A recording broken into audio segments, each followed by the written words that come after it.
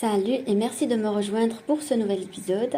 Aujourd'hui, je vais vous expliquer une expression qui est utilisée relativement souvent. On l'utilise aussi bien au travail qu'à l'université que dans la vie quotidienne. Et cette expression, c'est couper la poire en deux. Donc, je vais vous expliquer les mots comme d'habitude. Le verbe couper, ça veut dire séparer ou diviser quelque chose en plusieurs parties à l'aide d'un outil tranchant.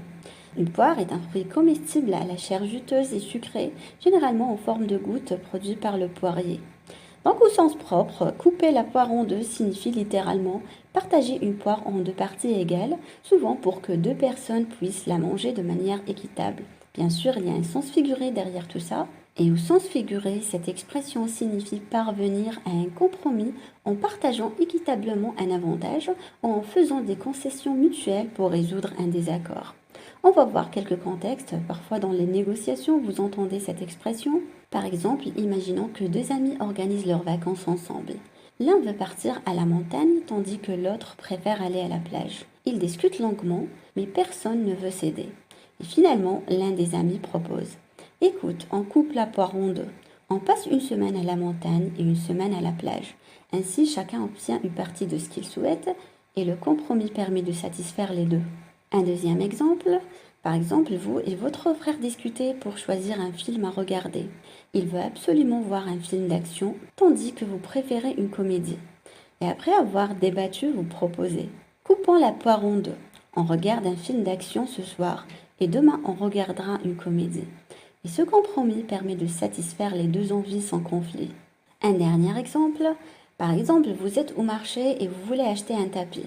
Le vendeur demande 30 000 dinars, mais vous trouvez cela trop cher et proposez 20 000 dinars. Et après un moment de négociation, le vendeur dit: bon, coupons la poire en deux. Je vous le laisse à 25 000 dinars. Vous acceptez et ainsi chacun fait une concession pour conclure la vente.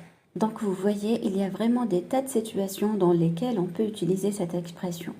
À partir du moment où deux personnes ne sont pas d'accord, on peut couper la poire en deux pour essayer de faire en sorte que les deux soient contentes. Donc ça ne sert à rien de se stresser et de se disputer pour des détails.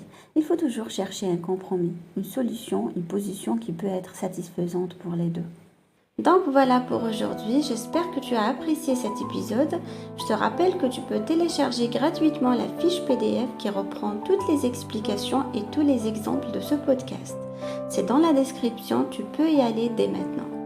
Donc merci à vous, n'hésitez pas à me rejoindre sur mon cours gratuit sur YouTube. Chacun de mes articles est accompagné d'un fichier PDF qui est dans la description de cette vidéo. Si tu as aimé, mets un petit j'aime, un petit pouce en l'air, ça fait toujours plaisir et ça nous aide à choisir les sujets qu'on aborde sur la chaîne.